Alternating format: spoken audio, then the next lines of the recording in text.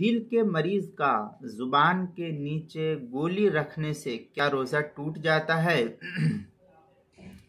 امراض قلب میں جو گولی عام طور پر ماہرین ڈاکٹر کہتے ہیں کہ زبان کے نیچے رکھی جائے اس گولی کو،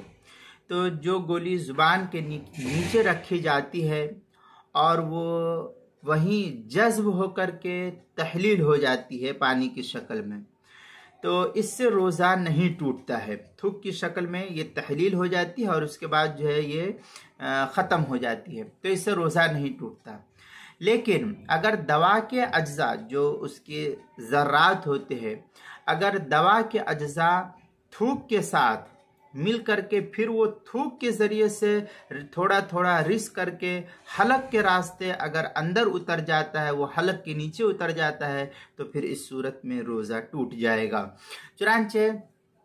فتاوی شامی کی عبارت کو دیکھنے سے یہ مسئلے کی وضاحت اسی طریقے سے معلوم ہوتی ہے۔ چنانچہ فتاوی شامی میں قولہ کا طعمی ادویہ ای لو دق دواء فوجد طعمه فی حلقه، اس طریقے کی عبارت